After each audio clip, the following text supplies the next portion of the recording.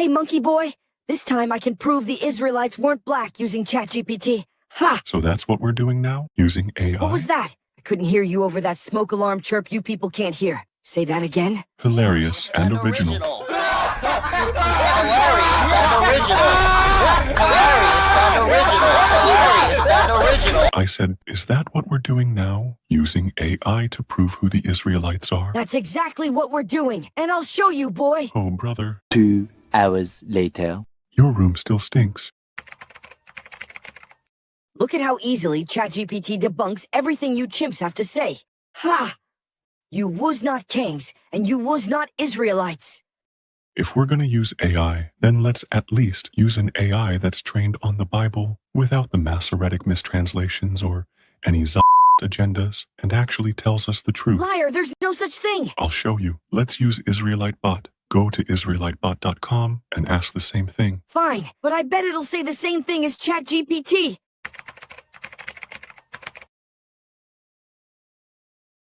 No! No! You see? I told you. No! And it shows biblical proof. No! This is preposterous. I hate this website. It's all wrong. Stop crying. Your website sucks.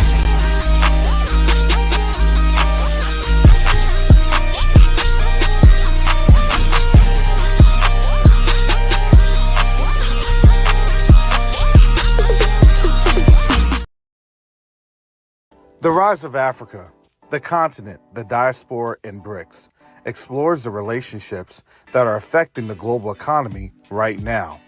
This book explores the relationships of the African diaspora's influence on the African continent and why this is important in stabilizing relationships with an understanding of how BRICS impacts the future, good or bad.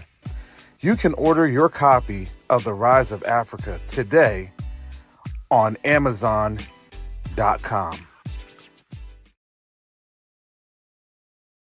NeoDiplomacy is the new currency. NeoDiplomacy is the new currency. The reason that I can say that is you have a couple of different factors occurring right now as we speak on the world stage. The dollar is being disrupted. Nations are no longer wanting to engage with the United States. But the third factor that affects each and every one of us is that there is a diaspora from the African continent that's willing and able to engage our brothers and sisters on the continent.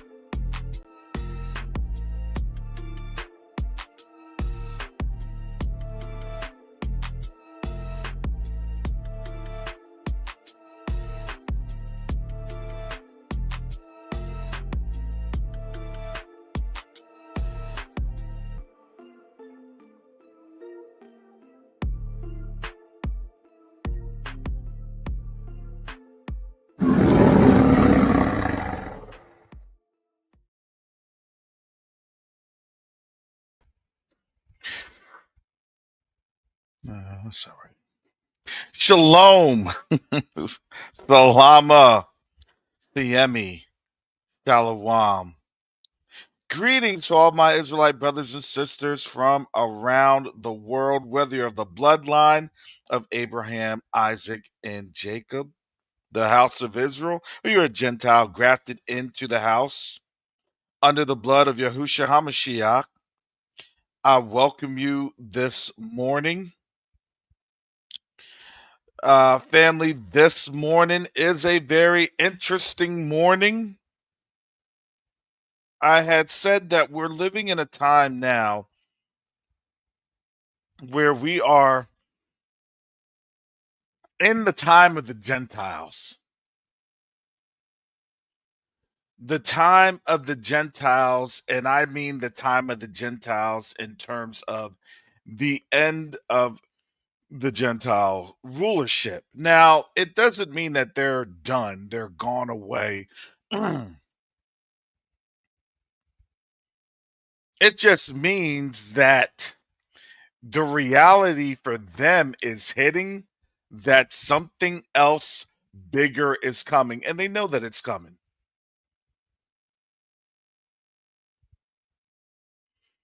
But I wanted to get this on out there because I think a lot of our people, even me, this is something that my grandmother would make my brother and I understand religiously. Well, we would know this by heart. But I wanted to bring this on out here. First things first, this is Psalms 23. Yahuwah is my shepherd, and I shall not want. He maketh me to lie down in green pastures. He leadeth me beside the still waters. He restoreth my soul. He leadeth me in the paths of righteousness for his name's sake. Yea, though I walk through the valley of the shadow of death, I will fear no evil, for thou art with me. Thy rod and thy staff, they comfort me. Thou preparest a table before me in the presence of mine enemies. Thou anointest my head with oil. My cup runneth over. Surely goodness and mercy shall follow me all the days of my life, and I will dwell in the house of Yahuwah forever. Now, the question that I have to ask is this what they're feeling? Is this what they're going through? You know, as much as they're trying to keep a hold of this system, they're actually destroying the system and themselves right in the midst of these things. And now understand, we're now starting to see some very, very peculiar things happening. The Most High is working on our behalf. You may not see it now, but he's doing it.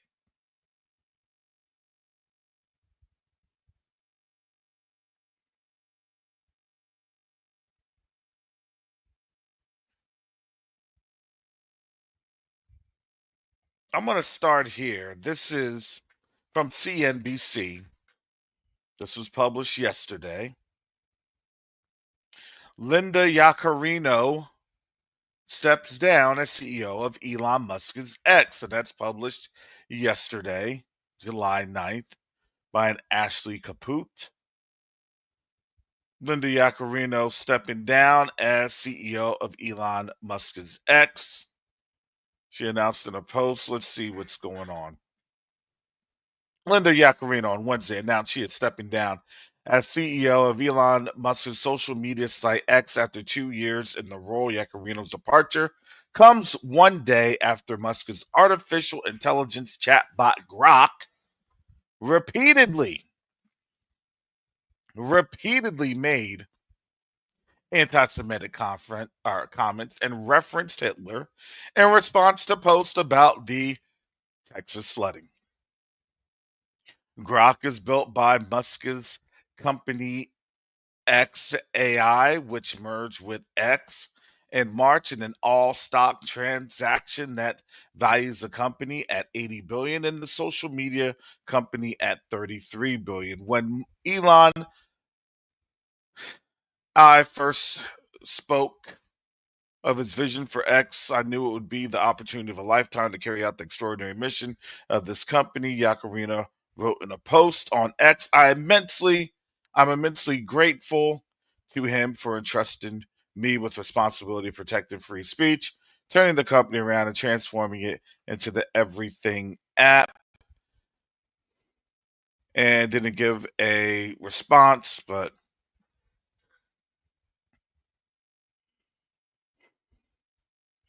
a lot of things are and could be said with that departure. But if you didn't know, a lot of people are really departing, not just from the understanding of what their life was as they quote unquote knew it. Because everyone is starting to see, and I'm going to say everyone, generally speaking, I know not everyone, but folks understood. We already said that with AI. AI it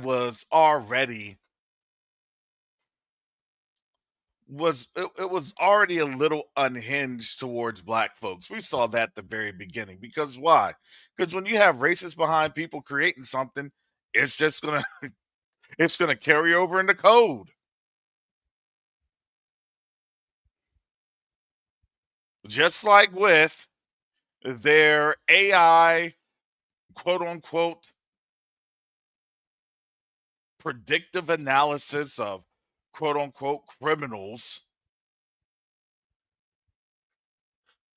Well, who are the criminals? Those people that look black. Well, statistically speaking, there are more violent criminals, violent offenders that are Caucasian than anyone else.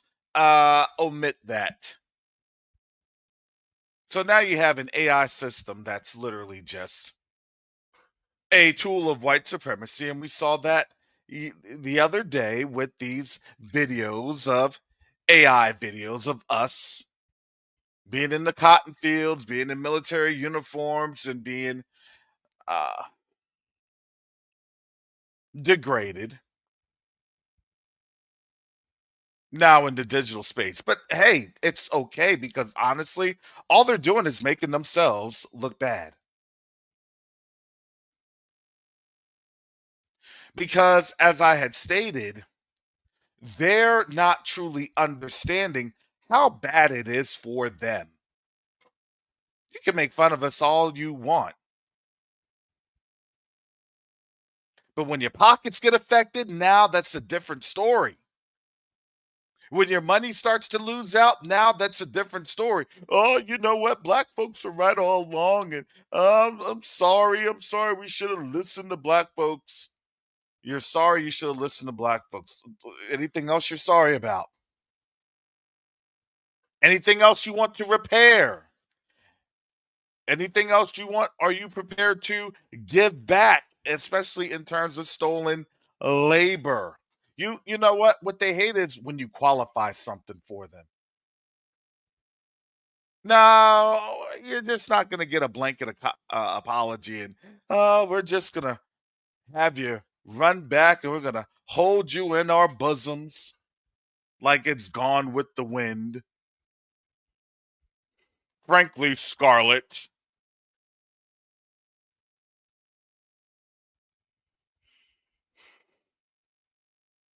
No, those days of just pandering to the fake cry and outrage and seeing the single tear drop, and it's like, nah, that's on you.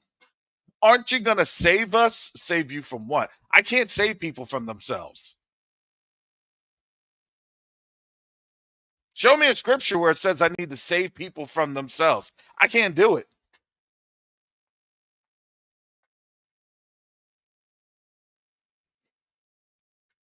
Even Yahusha said, if that town doesn't accept you, shake off the dust and keep it moving. Shake off the dust.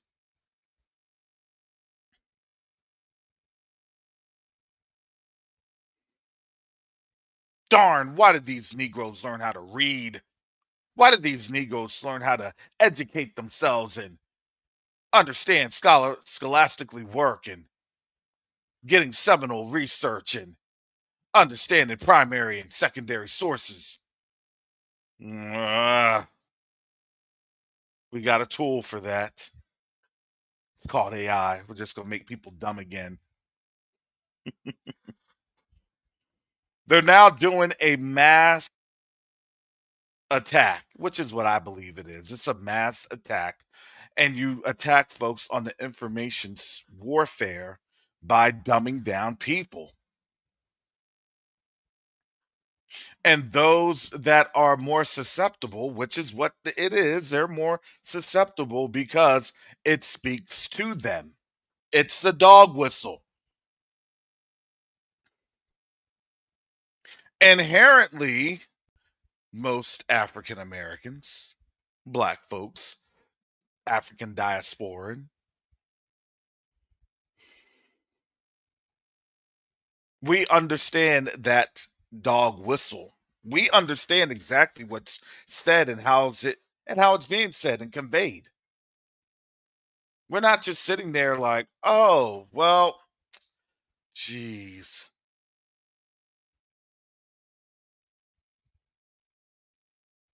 I don't think they really mean what they really mean. I don't think they're really trying to say what they're really saying. Those days were over because those were the days that a lot of our people literally had to psychologically break themselves to try to avoid what was actually being said. I can't show the video here, but there was last night I was watching a video of a young man flying from Philadelphia to Miami.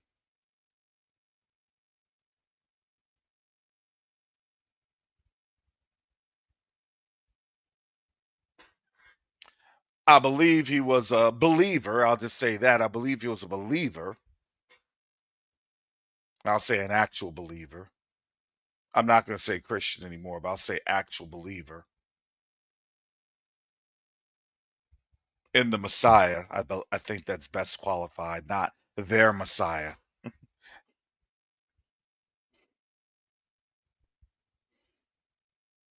And he was trying to get on a flight to go from, I believe, somewhere in Philadelphia, from Philadelphia to Miami. And during that flight, minding his own business, he got accosted by some, I believe, a Cuban person. I'm not sure.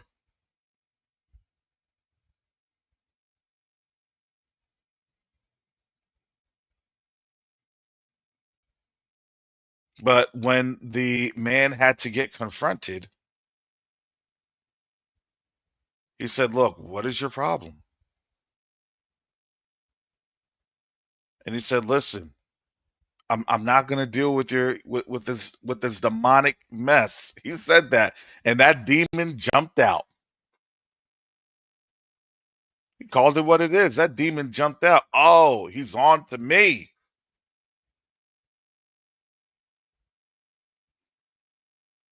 Oh, Middle Eastern Indian, yeah. Yeah.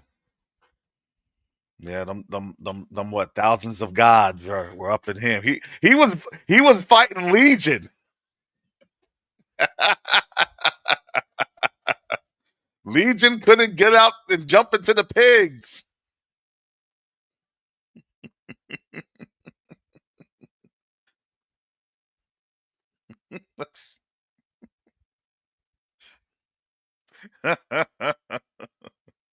So instead, he had to bless him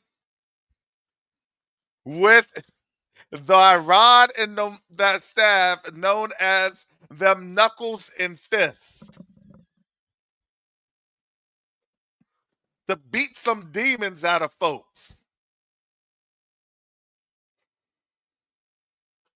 Well, he's a man of faith. He's a man of God. I want you all to understand what it is that they were literally just saying. Because, again, I told you, everything that the Most High is revealing. He is showing and demonstrating and proving through their actions, through their words.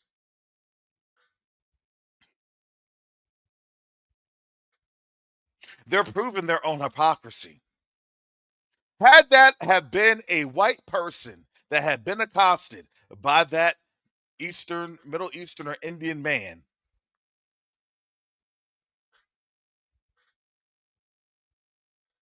and then he got the brakes beat off of him, then the same result would have happened where that Middle Eastern man had been gotten the brakes beat off of him by Chad or Brad. No big deal, just another day in the office. But it showed a brother fighting back. And you want to know what they were trying to do? They were trying to say, you believe in the Bible. Why? Because they want a subdued response that they believe has been codified for years. That's the foundation. You are foundationally subjected. Nah, you're supposed to let him just kill you in place. To delete you in place. Do you see the hypocrisy?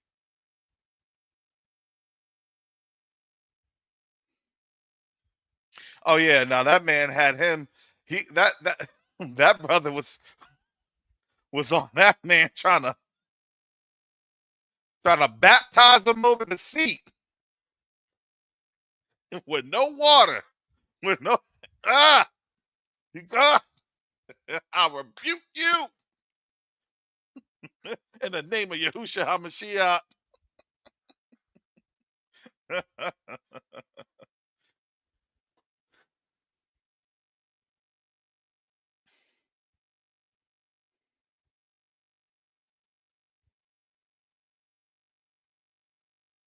That is actually one of their curses reversing, is that their vanity, and the way that the vanity acts is it it produces hypocrisy. The hypocrisy of, don't do to me what I just did to you. If I'm coming up in your face and if I'm giving you death threats, you're supposed to sit there. Now, that Middle Eastern or Indian man probably did not understand the memo after he got his H-1B visa. Probably, more than likely, I'm just speculating, as he's going into his entrance to get his visa, the most important question that more than likely was informally asked in the interview by the State Department: do you hate black people? Oh yes, I do. Okay, good. That's all we want to hear. Thank you. Enjoy your stay in America.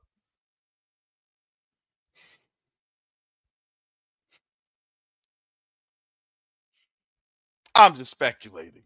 I cannot confirm that is the process of getting your visa applications here. I'm just speculating that based off of that man's reaction, that more than likely, potentially, give me all those qualifiers, could be a possibility. Let me give you those pre-qualified words.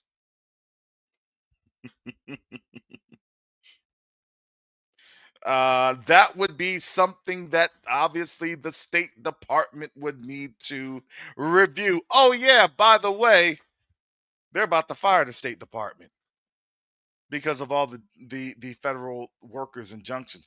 Well, but didn't I say that? July.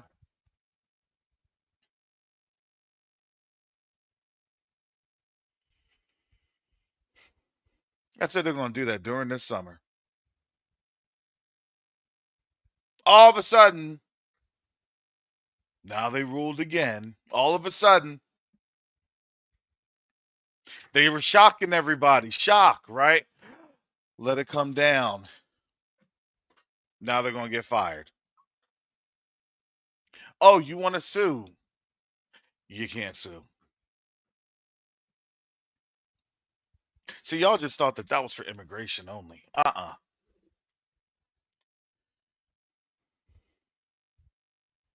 You have this issue, you have that issue, you have this issue, you have that issue. This is part of the ongoing policy of the legalese and the legal warfare that is being raged. It's being waged against the people, but we've already been prepared because we already have been victims of this years ago. Oh, you're feeling it now? Oh, how does that feel, man? What's your plan? How do you plan to get back on your feet? How do you plan to shake the dust off and pull yourself out by the bootstraps and hit the ground running? Have a nice shiny day. Be the early one, right? All those generics that they would try to give to us, because it's like, man, better that Negro than me.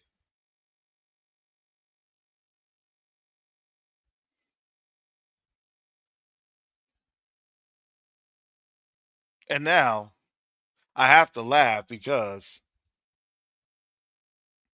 Trump's coming for everybody. Everybody. Everybody.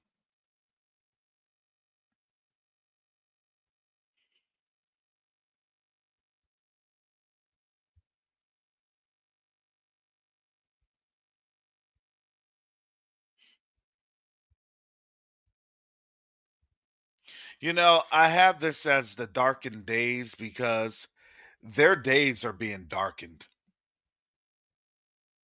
Because they truly cannot see what's happening. Not just here in the United States. They can't see what's actually going on in the rest of the world. They can't understand what literally just took place at BRICS.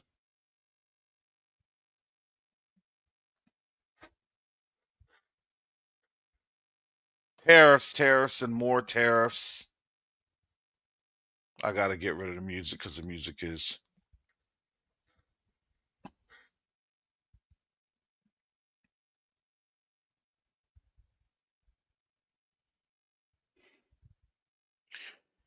Here's this. This was a couple days ago.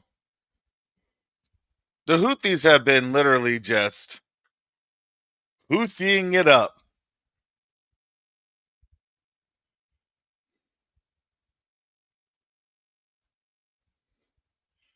They said, you want to support genocide.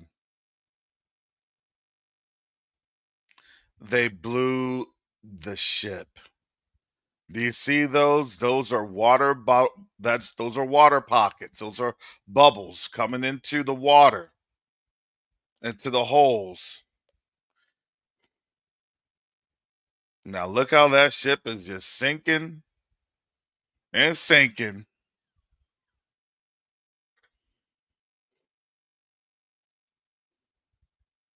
And then that thing is sunk. You ain't recovering that. You ain't recovering that. You see how the thing just folded? It did a Titanic. It collapsed. It folded. And now it's at the bottom of the Red Sea.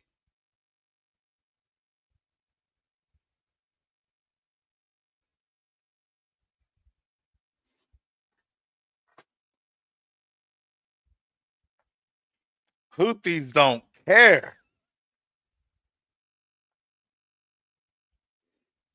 They said for silver, gold, I don't care. I don't care about none of that. I want to show you this video. Let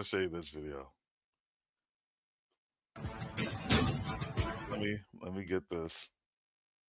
I gotta show you this video.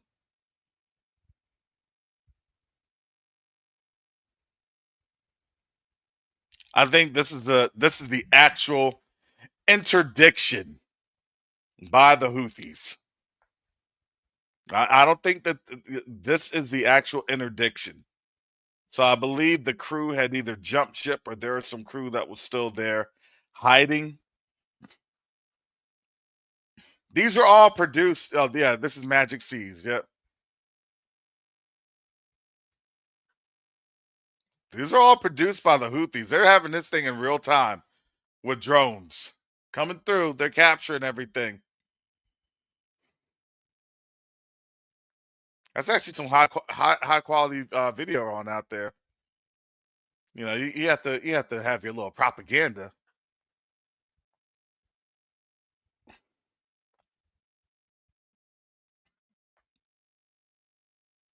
I think this may be the ship that was just blown. Yeah, this is.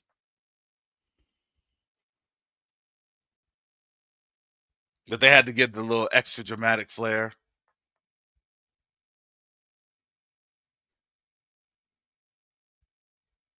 You know how that is, man. They have to do the little the recruiting videos. This is recruiting purposes. It's your propaganda. You have your little 3-4 man squads going through, securing the decks. Do top down sweeps. You're looking at compartments.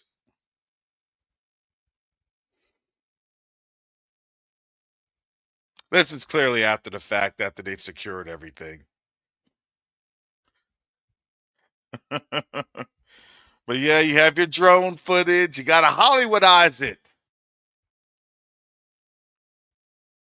Doesn't count if it's not Hollywoodized.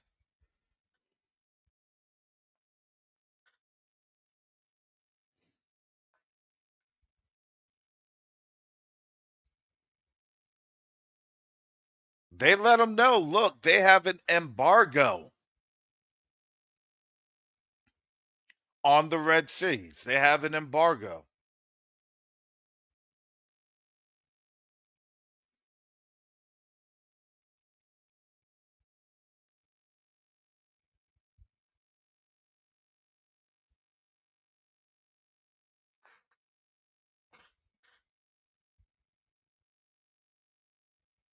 What is that doing?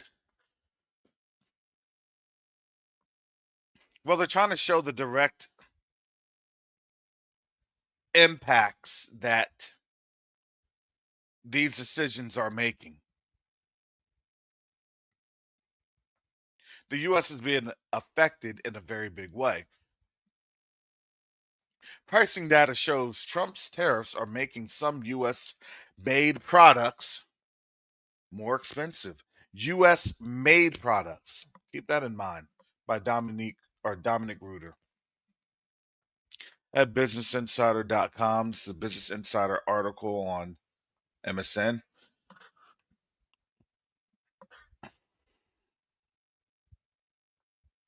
The current average U.S. tariff rate on imports is about 6 times as high as it was in January, and the U.S. Treasury said that it could collect $300 billion in tariff income for the full year. These new tariffs are raising the cost of imports, and some U.S. goods are getting more expensive too, according to data from researchers led by Harvard Business School professor Alberto Cavallo.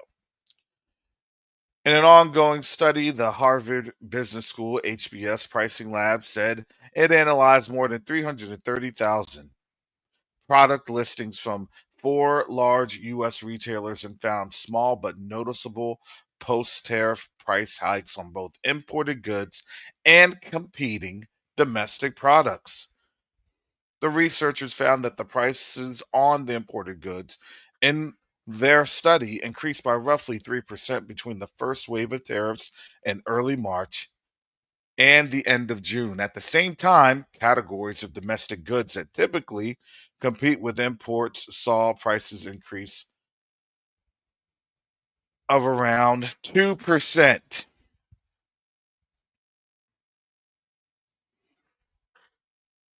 So that's 2%. So the reality is that you're going to have more prices that are going to be affected right now, and then you'll have really a catch up as other inputs come in. This is economics.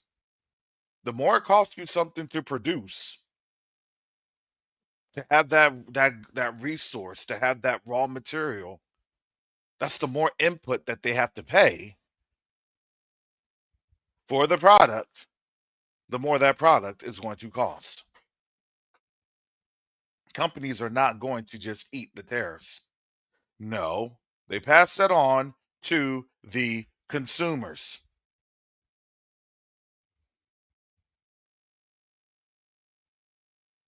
And as they pass that on to the consumers, guess what? Things become more expensive. This is why they have to hide the data. This is why they have to say, oh, yeah, the government's going up, maybe, kind of, sort of. For who? Seasonal workers? The government, it went up to do what? To process your taxes?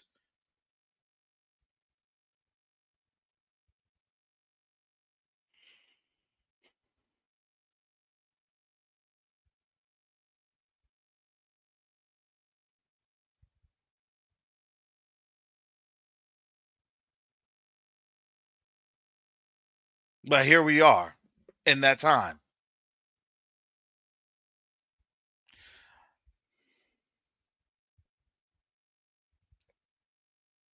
Cut off the sickle, producers.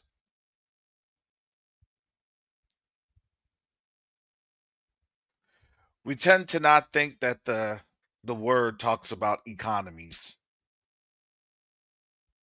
How do you scale your economies? Oh, don't worry about it.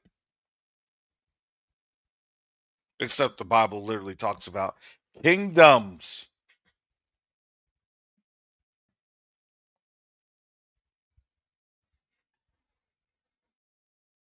Kingdoms rising and kingdoms falling.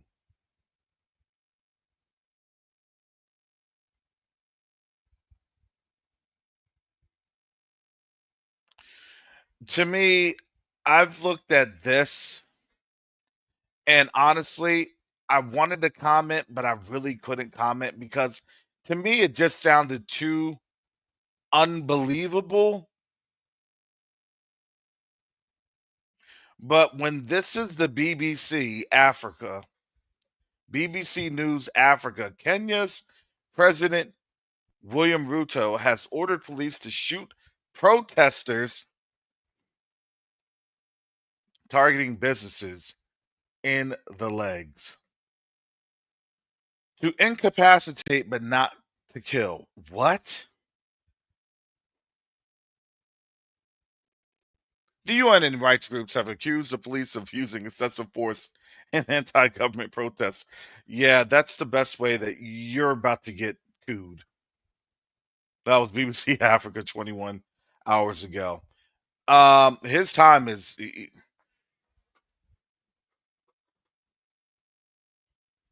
That man is going to be single-handedly responsible for all those people that had died. To give that order. Why do you think now their own police are fighting back? You want me to shoot people? Well, just in the legs. With live rounds, live ammunitions. Yeah. Just shoot them in the head.